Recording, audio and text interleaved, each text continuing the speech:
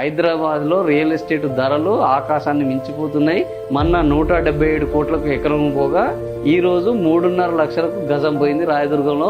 తెలంగాణ మౌలిక సదుపాయాల TGIAC నిర్వహించిన ఈ వేలంలో రాయదుర్గంలో నాలెడ్జ్ సిటీలో గజం 3,40,000 పలికింది. 2017లో 88,000 ఉండే, ప్రస్తుతం 4 రెట్లు పెరిగింది.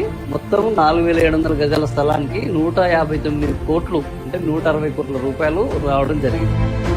చూసుకుంటే నాగార్జున గారు అందరికి ఒక సెలబ్రిటీగా తెలిసి ఆయన, కానీ ఒక మంచి రియల్ ఎస్టేట్ బిజినెస్ మ్యాన్ ఆయన. చిరంజీవి గారు ఒక మంచి రియల్ ఎస్టేట్ బిజినెస్ మ్యాన్, తర్వాత మురళీమోహన్ గారు ఒక మంచి బిజినెస్ మ్యాన్. ఇట్లా చాలా మంది ఉన్నారు ఇండస్ట్రీలో. వాళ్ళు ఏం చేస్తారు, శోభన్ బాబు గారు చెప్పిన టిప్స్ ఏవైతే ఉన్నాయో వాళ్ళకి కోట్ల రూపాయలు సంపాదించిన వాళ్ళు ఉన్నారు. అందుకే వాళ్ళు ఇన్వెస్ట్మెంట్ చేసి పెట్టుకుంటారు. సో మనం కూడా ఏంటంటే కొంచెం ఇప్పుడున్న బడ్జెట్ లో ఇన్వెస్ట్మెంట్ చేసి పెట్టుకుంటేనే ఫ్యూచర్ సెక్యూరిటీ ఉంటుంది.